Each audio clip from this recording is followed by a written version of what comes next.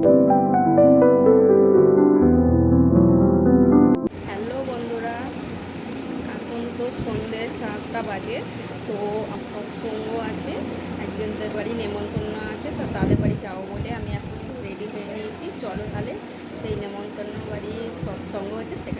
তো বন্ধুরা, আমি চলে এসেছি সৎসঙ্গের বাড়িতে। তো আর একটা নতুন ব্লগে তোমাদেরকে অনেক অনেক শুভেচ্ছা জানাই। তো এখানে সকল গুরু ভক্তরা চলে এসছে, তো খুব সুন্দরভাবে আয়োজন করেছে, খুব ভালো লাগছে। তো তোমাদেরও ভালো লাগবে। তো এখানে ঠাকুরের নিয়ে কথা, তো আরও কিছু হবে। তো খুব সুন্দর, তোমরা পাশে থেকো, দেখতে থাকো পুরো ভিডিওটা না কেটে। তো চলো বন্ধুরা, তোমরা পাশে থেকো। তো জয় গুরু বলে শুরু করছি।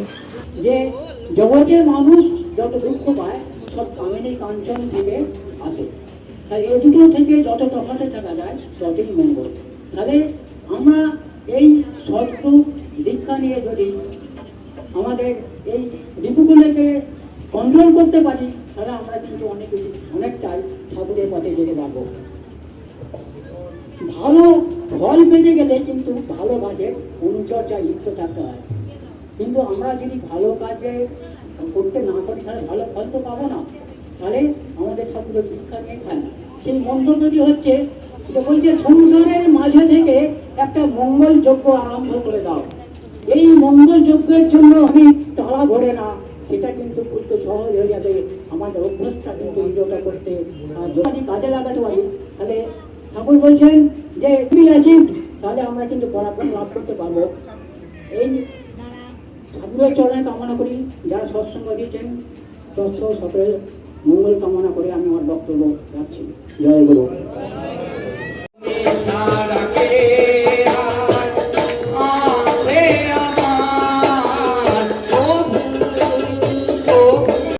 যাই হোক, আপনারা সেটা বুঝেছেন, পরমহংসদেবের একটা যাবে এবং আমাদের এগুলো পড়া উচিত।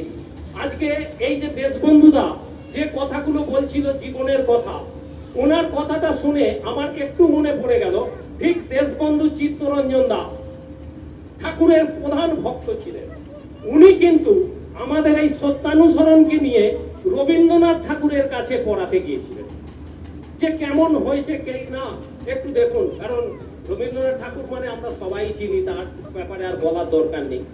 যখন রবীন্দ্রনাথ ঠাকুরকে দেখালেন উনি বারবার পড়ছেন একটা করে পাতা, আর জিজ্ঞাসা করছেন যিনি লিখেছেন তার বয়সটা কত। দেশবন্ধু বলছেন যে বয়স 22 বছর। ওনার ঠিক বিশ্বাস হচ্ছে না।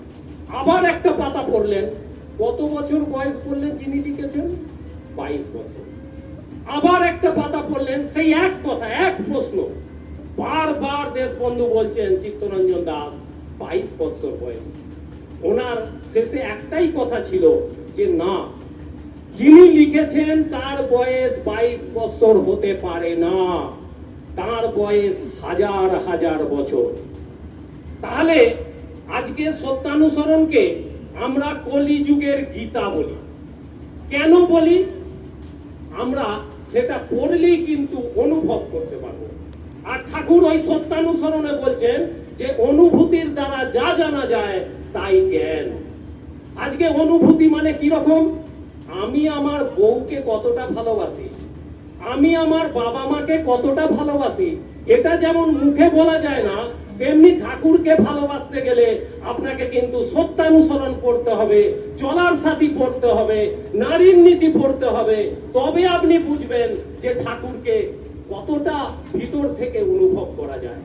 আমরা কিন্তু বেশি ওইসব পড়াশোনার দিকে যাই না। তা সেই হিসেবেও ভগবান শ্রীকৃষ্ণকে যখন অর্জুন প্রশ্ন করেছিল, কি প্রশ্ন করেছিল? যখন এই 18টা শ্লোক যখন দিলেন, দেওয়ার পরে অর্জুন কি বলবো, উনি তো সেই বাছুর আর গরুর থেকে দুধ বার করে নেওয়ার যে ব্যাপারটা, শ্রীকৃষ্ণ ভগবানের কাছ থেকে এত মানুষ এখানে আমরা উপস্থিত হয়েছি, কার শরণাপন্ন? সেই সামনে আমার পরম প্রেমময় শ্রী শ্রী ঠাকুর অনুকূল চন্দ্র। আজকে তাকে ধরলে যে জীবনটা পরিবর্তন হওয়া যায়, পরিবর্তিত হয়। আজকে সকাল থেকে উঠে আমি এই 10টা 10:30টার সময় আজকে স্বপনদার বাড়িতে এসেছি। আসার পর থেকে যে কত সমস্যা মেটালাম মানুষের, এখানেই উপস্থিত আছে তাদের বাড়িতে সমস্যা। শাশুড়ি বৌমার যেটা নারীর নীতি দেওয়ার পিছনে ঠাকুরের কিন্তু সেই একই কথা, যে নারীর নীতি দিয়েছেন কেন, এই যদি ডিপি ওয়ার্কস করেন তাহলে কিন্তু বুঝতে পারবেন যে ঠাকুর কেন নারীর নীতি দিয়েছেন। সবটাই কিন্তু আজকে মায়েদের জন্য নারীর নীতি, পুরুষ নীতি দেয়নি, এটা একদম ঠিক, কিন্তু তার পিছনে কারণটা কি আপনি যদি নারীর নীতি পড়েন তাহলে বুঝতে পারবেন। সংসারগুলো একে অপরের সঙ্গে এই যে বিচ্ছেদ ভাব কোথা থেকে আসে, কে তৈরি করে, কি থেকে হয়, এটা আমাদের একটু বোঝা লাগে। যার জন্য ঠাকুর কিন্তু সত্যানুসরণে বলছেন, নির্ভর করো আর সাহসের সহিত অদম্য উৎসাহে কাজ করে যাও।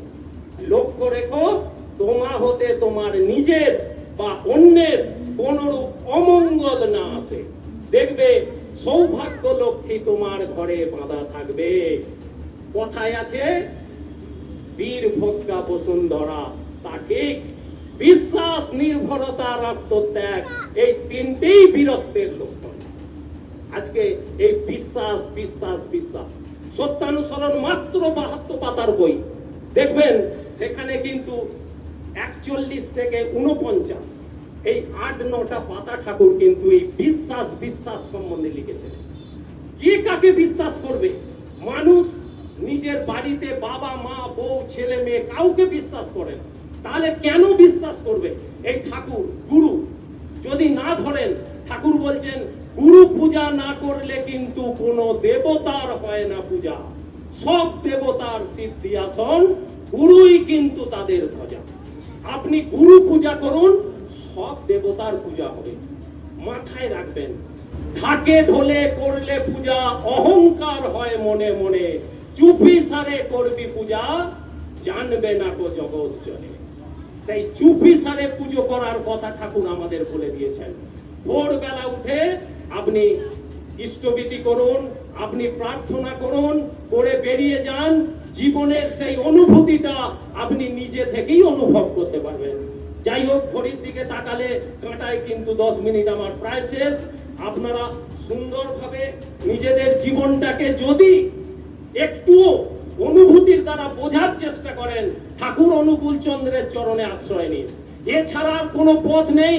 আজকে এই লাস্টে একটা কথা বলি, এই স্বপনদা, এই যে দাদা আমাদের ঋত্বিক দাদা যে কথাটা বললেন, স্বপনদা বা স্বপনদার বাড়ির ভাইয়েরা কিভাবে নিজেদেরকে ঠাকুরের চরণে সমর্পণ করেছেন, তার পিছনের কারণটা হচ্ছে সেই বীজ কে পুঁতে দিয়ে গিয়েছিল?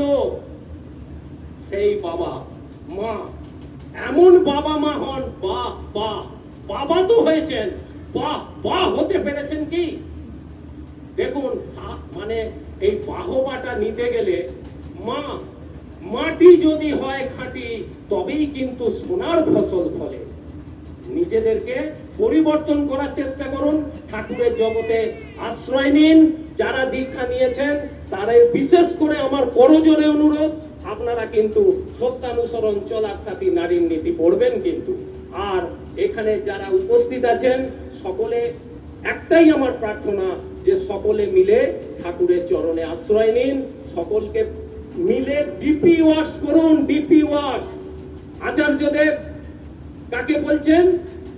হাইকোর্টের বিচারপতি, নিজের মুখে শোনা, দেখা করতে গেছেন ঠাকুরের কাছে।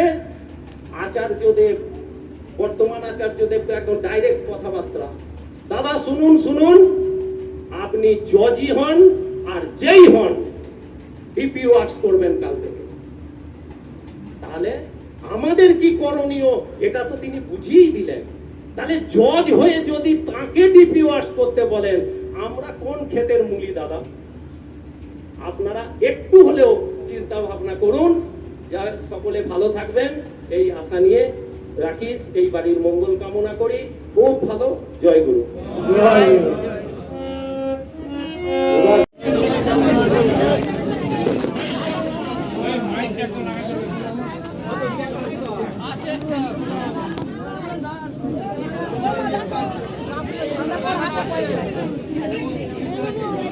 জলবাদল ধর, খাবার সময় লাগবে।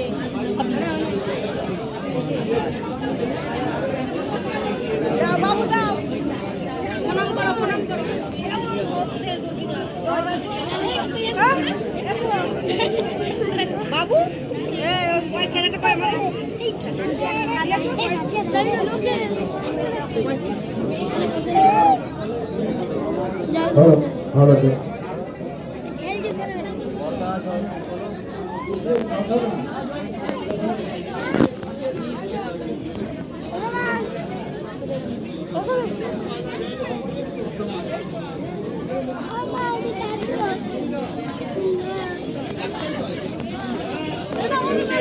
ঘোষণা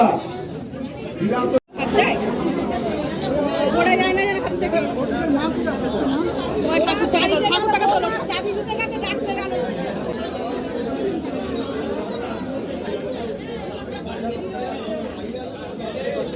বন্ধুরা, ঠাকুরের কথা শুনতে শুনতে যে কিভাবে কখন যে শেষ হয়ে গেল, তো খুবই সুন্দরভাবে আয়োজন করেছে। তো শুনলাম ভালোভাবে, খুব ভালো লাগলো। তো এখানে আমাদের প্রসাদ খাওয়াও হয়ে গেছে, তো খাওয়ার ব্যবস্থাও ওখানে করেছে। তো খুব সুন্দরভাবে লাইন দিয়ে সবাই বসে পড়েছে, পাতা গ্লাস দেওয়া হয়ে গেছে। তো এত সুন্দর ঠাকুরের কথা বাণী, তো যারা এসেছে বা শুনেছে তারাই হয়তো অন্তর প্রকাশ করতে পারবে। তো আমার খুবই সুন্দর ভালো লাগলো। তো তোমাদের ভালো লাগলে অবশ্যই পাশে থেকো। তো পরের ভিডিওতে দেখা হচ্ছে। তো সুস্থ থেকো, ভালো থেকো, টাটা, বাই, রাখলাম।